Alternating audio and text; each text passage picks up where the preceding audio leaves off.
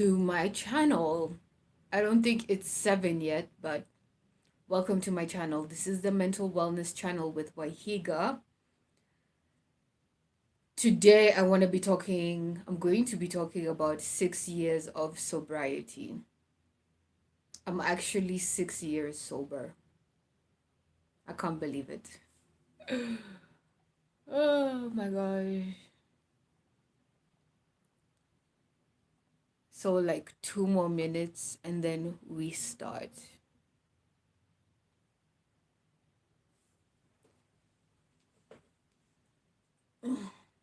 I'm not feeling good today. I don't feel well at all. I don't know what is wrong.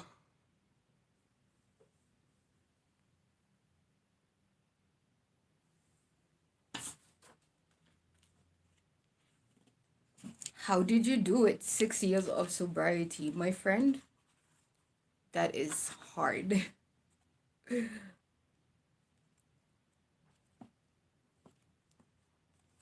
So I'm just waiting for 7 o'clock and then I will start.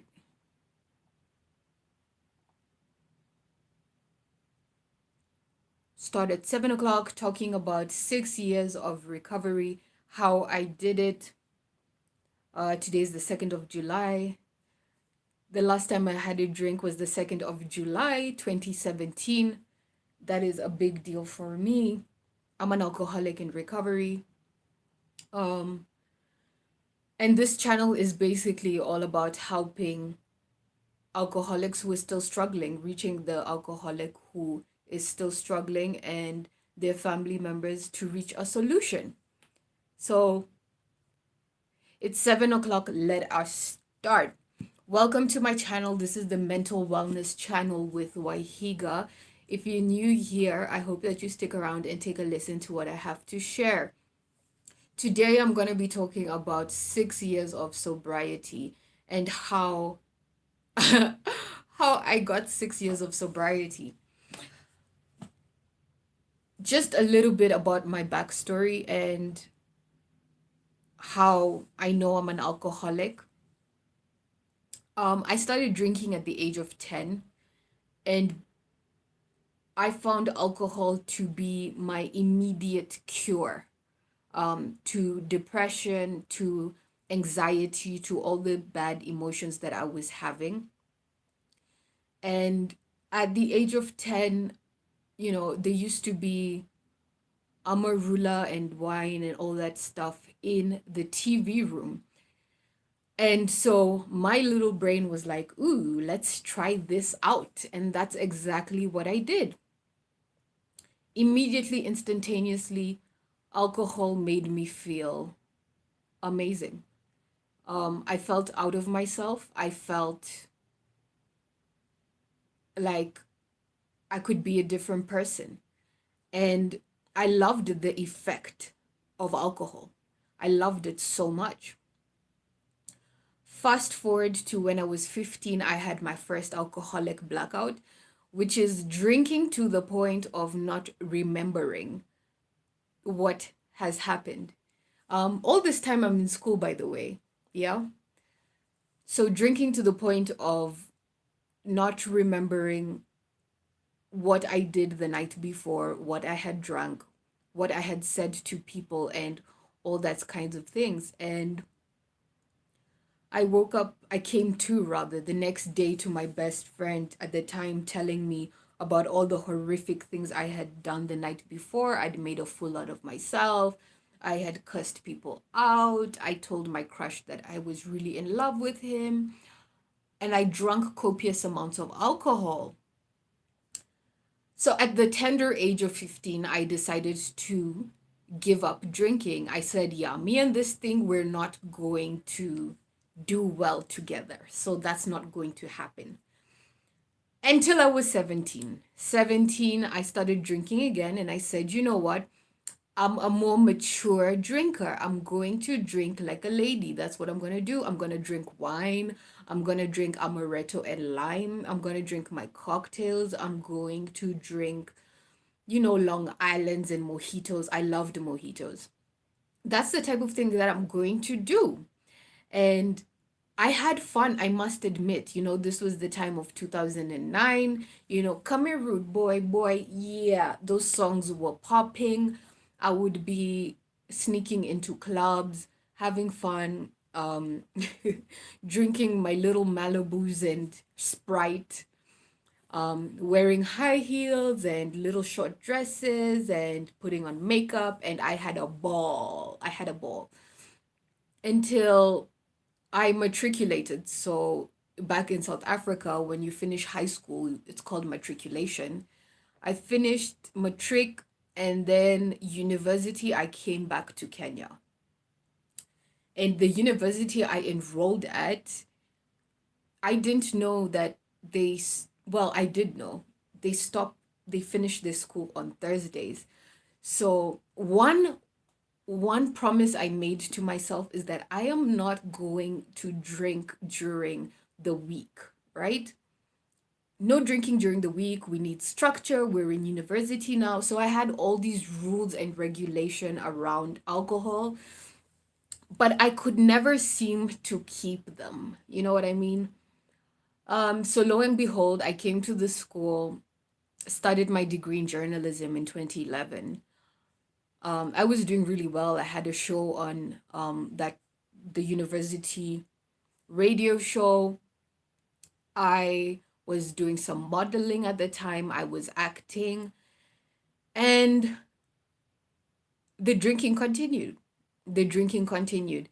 I used to buy wine on Sundays, like when I'm doing my shopping for the week, because, a glass of wine a night, that's what the doctor said is good for your heart. You know what I mean? Kind of like an apple a day keeps the doctor away. Yeah, and a glass of wine at the end of every night is really good for your heart. But obviously, I would overdrink. I would overshoot the mark each and every time. I drank way more than one glass of wine. And soon I started realizing that I need to be more economical with my drinking. I need to budget this out. So I need alcohol with a higher percentage, uh, that is definitely cheaper. And what is that? That's like whiskeys and gin and vodka. So I dumped the wine, I started changing my drinks, and I started doing hardcore alcohol, you know. Um, by this time, I'd also done like things like absinthe and straw rum. Straw rum is a drink that's like 98%, 90 something percent alcohol. It is insane. Whew. Um, yeah, so I started doing whiskeys, I started doing brandies. Um, so you get one 750 ml for what? At that time, it used to be like 700 shillings. Um, Instead of buying wine for like 1,000 shillings. Yeah. So, you fit two in one. And that's what I used to do. You get drunker faster.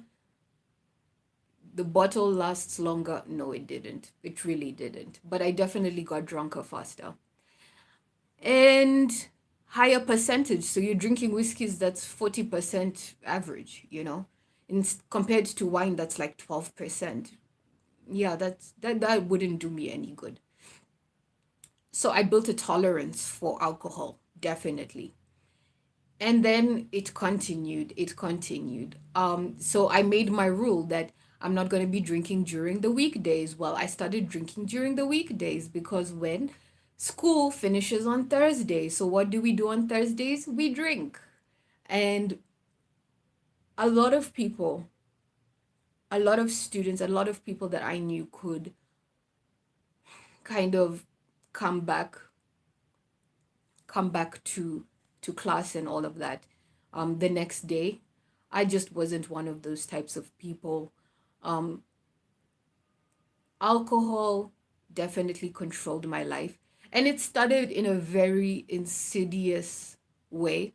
I didn't set out to be an alcoholic. I know a lot of people tell me that, oh, don't call yourself an alcoholic, or why do you say that? It's because I'm an alcoholic. Secondly, when I was in primary school or in whatever school, when we would do career day and the teacher would ask us, what do you want to be when you grow up? My thing wasn't, yeah, I want to be an alcoholic. It just wasn't. I wanted to be an actress. That's what I wanted to do, not be an alcoholic. Anyways, I'm getting sidetracked there. So, school got in the way of my drinking.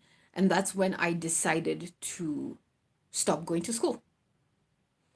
By this time, I was also acting. However, people on set, they used to complain about my eyes always being looking glazed over and stuff. And so I just kind of quit acting, so that I could drink more. And then if people had issues with my drinking, I would cut them out.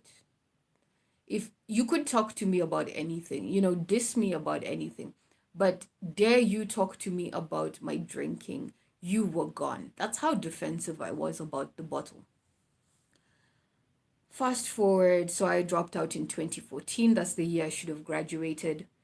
I did not graduate that year. I dropped out and I started couch surfing. So from friend's house to friend's house to acquaintance's house to acquaintance's house, all over Risambu, all over Kasarani area. Just drinking in bars. It's like that whole area just could not let me go. It was such an addictive place to be around. Behind TRM, behind that area, it was such an addictive place to be around. And I couldn't stop. I couldn't stop drinking. Eventually, in 2017, so I lived to drink and I drank to live. In 2017, a series of really bad things started happening. And I was like, it's the first time I had questioned myself whether I have a drinking problem, and it's the first time I didn't decide to stop drinking, by the way. It's just the first time that I questioned maybe this relationship with me and alcohol is not a good one. But I didn't know how to stop and I didn't know how to get out of it. Luckily, there was an intervention. Things had been worked out behind the scenes, and I was able to get into a halfway house that's a sober living facility. And from there, I was introduced to AA. This is the big book from Alcoholics Anonymous. And in AA, it's a 12-step program. In the 12-step program, I found out about alcoholism and this thing as a disease, and the fact that 15% of drinkers, well, statistically, I'm not sure, but on average, about 15% of drinkers turn out to be alcoholics, and that I wasn't a bad person, I was just a sick person. And in this program, I found other people who were like me beyond the drinking. And I'd never found people who are like that, because I didn't know that in order to not drink, you mustn't start with the first one. Like, that's just something that's not apparent to me. The second thing is that when I'm sober, my life gets harder. Like, I really don't like life being sober. I just don't like doing it. It's very painful, it's very hard. And since I found the solution to my problems, that was alcohol, we all have our vices, but mine was alcohol, and it stopped working. Well, now I had to look for another solution. In the 12-step program, I was introduced to 12 steps. I was also introduced to having something like a sponsor and working with others and going to meetings regularly and all these types of things. And my life began to change. That was the 2nd of July 2017. 6 years ago. I was about to say 5 years ago. So 6 years ago, my first year of recovery was, oh my gosh, hanging on for dear life. Don't pick up a drink no matter what. No matter what happens, do not pick up a drink. Literally chopping it down to one day at a time. Sometimes it was just an hour at a time. Some days it was 5 minutes at a time, because the cravings I had for alcohol were so severe. My thought of drinking doesn't stop just when I stop drinking. That's when the cravings for alcohol really become apparent for me. When I have stopped drinking, that's when the thirst for drinking comes. And the obsession to drink comes literally when I have been sober for a while. So they told me, in the 12-step program, they told me go to meetings and don't drink in between meetings. And that's what I did every time. I'm the type of person that when something good happened to me, I drank over it. When something bad happened to me, I drank over it. When it was a boring day, I drank over it. When it was a rainy day, I drank over it. If it's a cold day like today where I am in Kenya, I drank. But that program started teaching me that I had to have a new basis for my life. I had to, or I was going to die a very slow and painful alcoholic death. An alcoholic death is not sexy. Dying an alcoholic death is not, it's not like glamorous and cool. Your organs start shutting down and you have jaundice. And by the time you're dying, people are begging for you to die because everyone around you hates you. You know, the disrespect, you have no dignity by the time you're dying from alcoholism. And I was tired. I was tired of living that life, but I didn't know what else to do.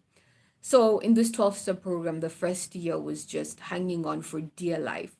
It was getting people's number in the program, talking to other alcoholics. It was calling people at very funny hours and just telling them, today I whatever, this happened. Even if it seemed like the littlest thing ever, I had to tell someone. So instead of living the way I'd always been living, which is bottling everything inside, I had to start telling other people what I was doing, what I was feeling, what I was thinking, which is not easy. But we drink or we die. We drink, we die, or we embrace a new way of life. And one day accumulated to 2 days, which accumulated to 1 week, which accumulated to 3 months, which accumulated to 6 months, which accumulated to 8 months. And 8 months into sobriety, I had like a nervous breakdown. I had to be taken into the hospital for depression and suicide ideation. It was horrible.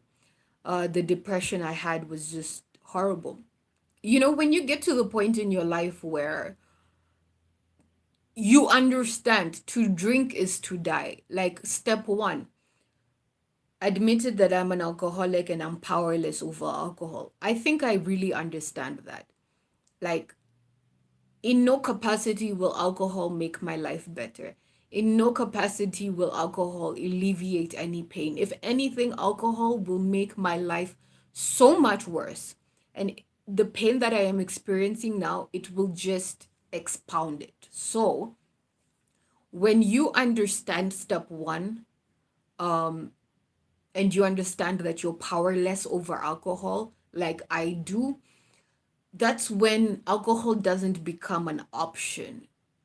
Whatever pain you're living through every day, to drink is not an option. So something like suicide started becoming an option, which was not a good thing. But I ended up in the hospital, in the psychiatric ward, because of that type of thinking. I would have rather ended it than I would have rather ended it than pick up a drink and end it that way. Um, because to die through drinking is just a prolonged suicide, you know. So I ended up in hospital. Um, no, that's not the first time I ended up in hospital. I ended up on antidepressants, and a lot of people in recovery will say, "Oh my gosh, no. If you're on antidepressants as a recovering alcoholic, then that means that you are not sober." I am not one of those people. I do not believe in that. Psychiatric help is needed. I'm going to take it. Um, I was very depressed, meaning the imbalances in my mind, you know, my hormones were not working. Um, Serotonin, endorphins, whatever they were not secreting or coming out normally.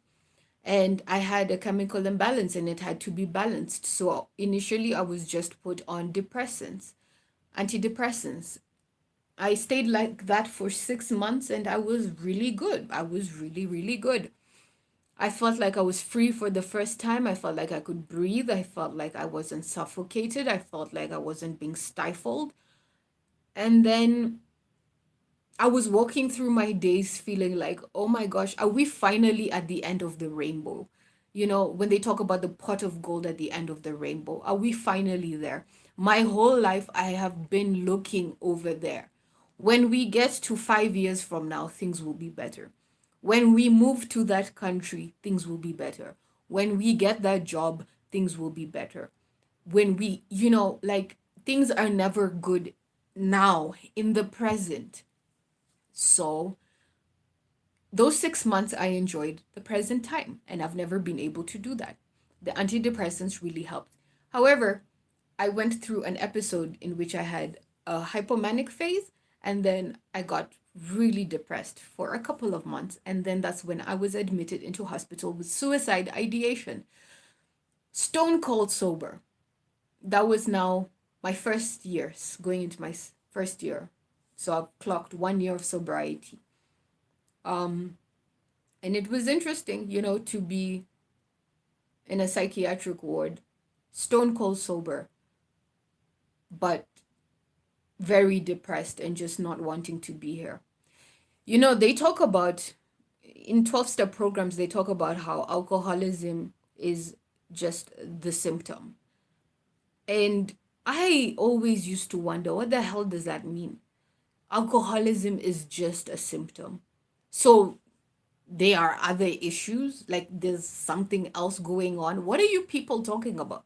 Like, I wasn't abused at home. Like, I grew up in a good household. Like, you know, I didn't want for anything. So do I have to make up trauma or something? You know, when you talk about alcoholism is just but a symptom, I don't understand. And then in my first year, second year of sobriety, I started to see that the reasons I used to drink was because of that depression, was because of that suicide ideation.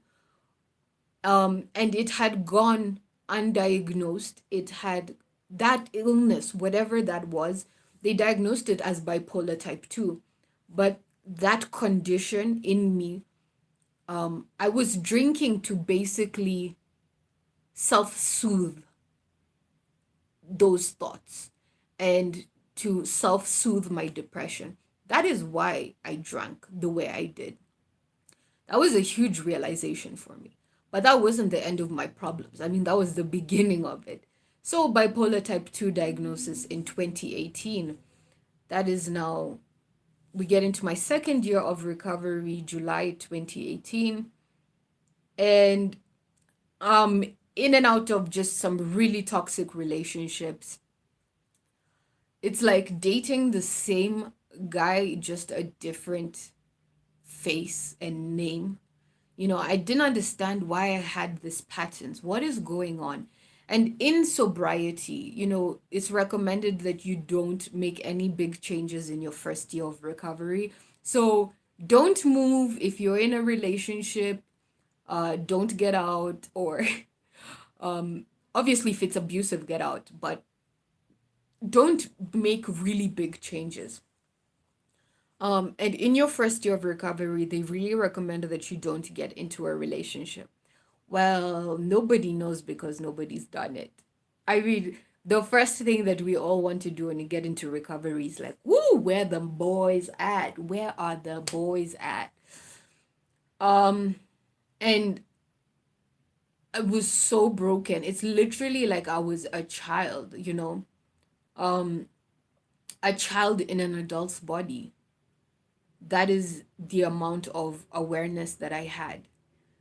So the things and the people that I was attracting and I was attracted to, oh my gosh, it was a mess. It was a mess. Um, First year of recovery was not doing very well in the dating section. Second year, not doing well at all. Ended up in a, what did Jada Pinkett Smith call it? Emotional entanglement. Yeah, not very good at all. Um, but that emotional entanglement landed me in so much pain that I nearly thought that I was going to pick up a drink. Now that scared the living daylights out of me. And, I'm really in step one, which is I am powerless over alcohol and my life is unmanageable. That is who I know I am, right? And no pain is greater than going back to a drink. I think I understand that, like in my heart. And nobody can do that work for you. So when that happened, I threw myself deeper into the program, working with others, working the 12 steps of recovery, doing more meetings, and somehow I was covered. Somehow I stayed sober through that process because that was very painful. And in my third year of sobriety, I thought, okay, now I'm really ready to date. I am really ready. And I got into a relationship with someone that was also in the program, who at that time I think was 3 years or something. 3 years, 2 years sober, more than I was. And it just felt like perfect. Like, okay, this is a person that also doesn't drink.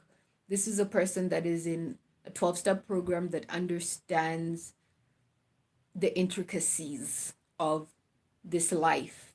Because being in a 12-step program is literally a lifestyle. I build my life around program. Nothing comes before my recovery. Everything I have comes because I am sober. Like, talking to you right now is because I am sober. We are seated here right now because we're celebrating 6 years of recovery. And I understand that everything I have so far and everything I will have is based on that rock of sobriety. So nothing comes before my program. Ew, are we freezing there? Yeah, nothing comes before my program. Um, so we decide, okay, yeah, let's get into this thing. And something was just telling me, yo, don't do it, don't do it. But it just seems too perfect to pass up on. And I got into that relationship and it was a disaster. It is, I did a video about it called My Rape Story. It ended up in a sexual assault that I talked about on this channel. And it is still something that I am healing from. So, third year of recovery was very much trying to people please and make a relationship work that wasn't working, and lying to myself saying that this will work. This will work, and trying to like portray this image of we're a happy 12-step AA family. Smile. You know what I mean? Um when it was, the furthest thing from the truth. And it was really painful the way that relationship ended. I mean, the 3 years going into the fourth year, I lost basically every person I knew in my recovery circle. Everyone. I lost everyone because of that, how that relationship ended. And I had to start over in recovery. Not studying over like in terms of I picked up a drink. I did not. Thank you, God. But I had to find new meetings to go to. I had to find a new sponsor. A sponsor is basically like a mentor, someone who has been in this program longer than you have, has more time than you have, that takes you through the steps. I had to find a new sponsor to take me through the steps. I was going through a mental breakdown every single day. I think there were some months I did not get out of bed. So year 4, going into year 5, was almost the saddest time of my, it was the saddest time of my recovery. I remember turning 5 years sober alone. It was my, so I was 30 years sober the day before, and then I turned 5 years sober. And it was like, it was so cold. I was alone. I was alone. I felt so lonely, just lonely. And wondering, okay, so what is all this for? What is the point of being sober? There's nobody here with me. There's nobody to support me. There's nothing going on. How am I going to do this? But I believe God was with me, obviously, because I stayed sober. God was with me. And those nights and those days were very hard times. Very hard times. You can imagine processing the aftermath of a rape, and you're sober, and you have lost all the support, all the friends, everyone you knew in recovery all at once. It took my breath away how painful it was. There was a time though I came very close to picking up a drink, and it was so close that, I cried out to God and I asked God, God, surely is today the day that I drink? Is it today? Because my thinking was going beyond me. I was thinking the way I used to think when I was drinking. And the way I used to think when I was drinking is I would always land up in a bar, or I would always land up drinking somehow without ever planning it. So there were blind spots in my day. There were blind spots in my life. There were blind spots in my day to day, when I was around 5 years just going into, no, when I was 4 years going into 5 years sober. And I asked God, please, the compulsion to drink has come. I'm starting to crave alcohol again. I'm in so much pain. I just want to drink. My default setting is this.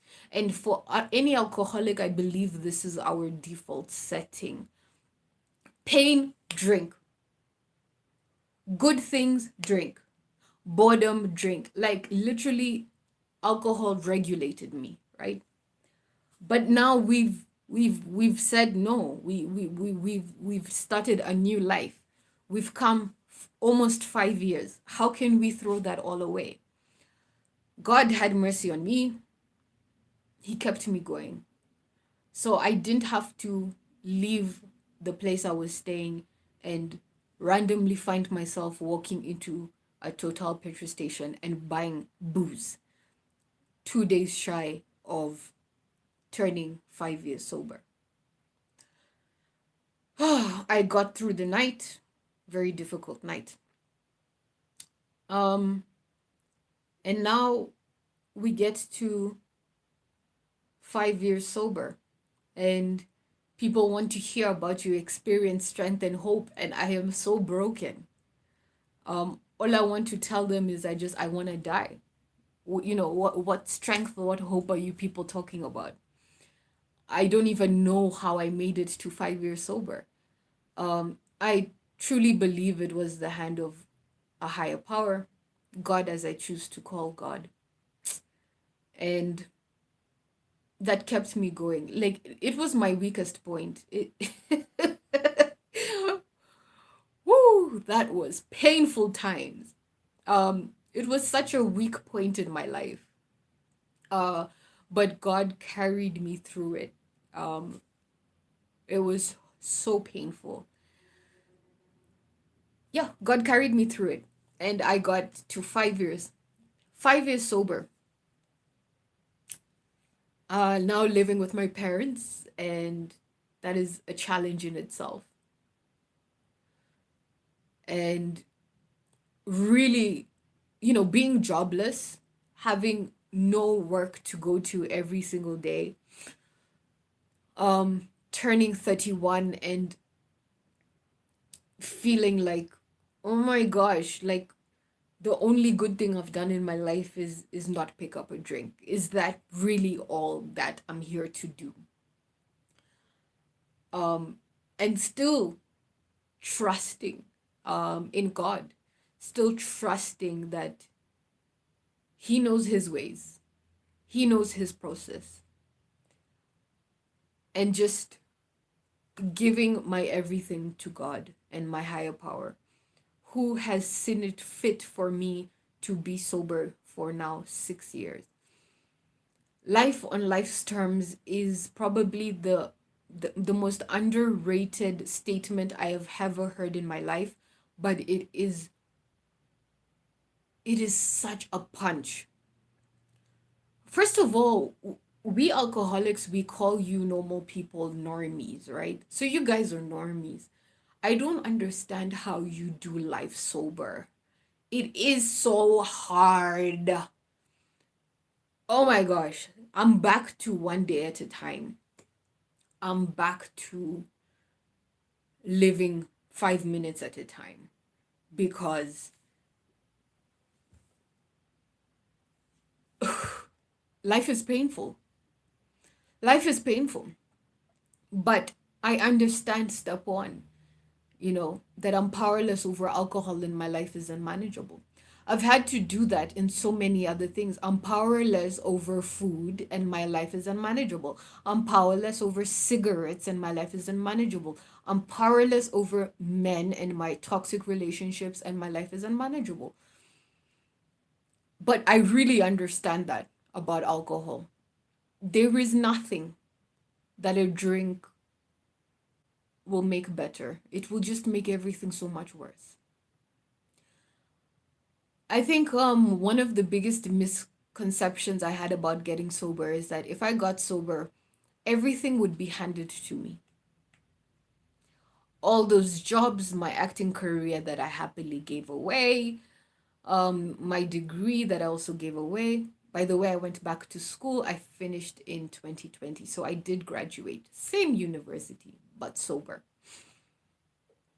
Um, my acting career, all those things, I was like, yeah, I'll definitely get a job. I'll definitely start working. I'll definitely do this. I'll open a YouTube channel and we'll just go, go, go, go.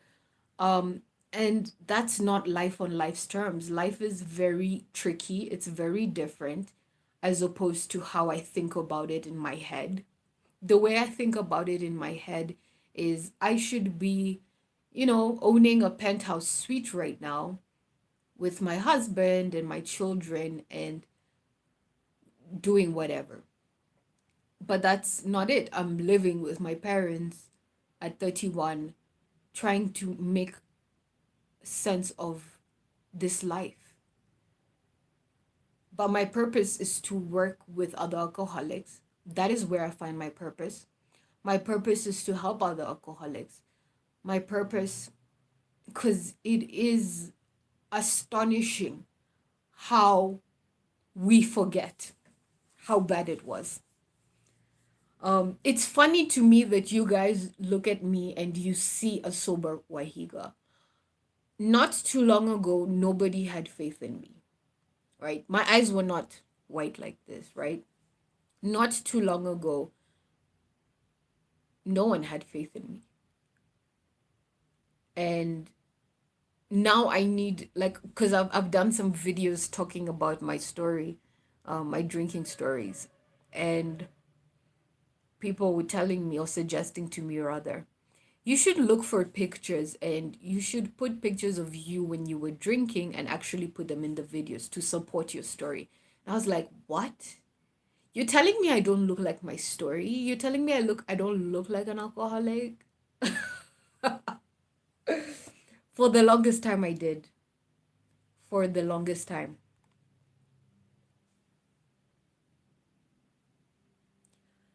Are we back? Okay, yeah. But for the longest time I looked like an alcoholic. For the longest time I did.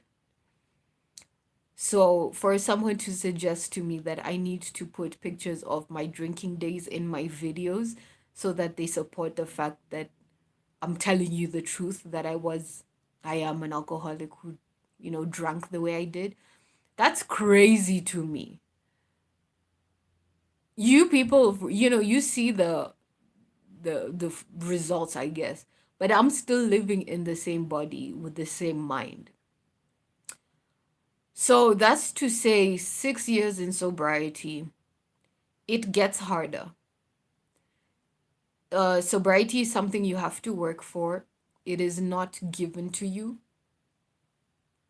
It is something you have to work for. Being in the 12-step program is the best thing that I think has ever happened to me. If you are an alcoholic, if you have identified with my story, please find yourself a 12-step meeting.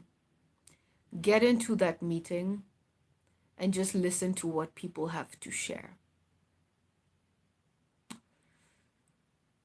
Even if you don't know how you're going to stop. I didn't know the day I was going to get sober was the day I was going to get sober. I had no idea that it was the day I was going to be separated from alcohol. Just like the day I stopped smoking, the 27th of November last year. I didn't know that was the last day that I would smoke a cigarette. I didn't know that. So please find yourself a 12-step program. There's so many 12-step programs for any compulsive addictive behavior you may have that is obviously affecting your life. For me, it was alcohol. For you, it can be food. There is, or drugs, or sex, whatever it is, there is a program, there's a 12-step program out there for you that can help you get your life back and stop feeding this addiction one day at a time. And that's what I was here to talk about, one day at a time. That has accumulated to 6 years. Oh my gosh, I can't believe it. 6 years sober. Waihiga, 6 years sober. And my part is just to tell you how I did it. That's how I've been doing it, one day at a time. And to thank God. To thank God. God exists. God has done and is doing for me what I could not do for myself. And that is all I have to share. Thank you so much for letting me share with you. If you have, do you have anything that you would like to say? But yeah, that is basically what I wanted to share.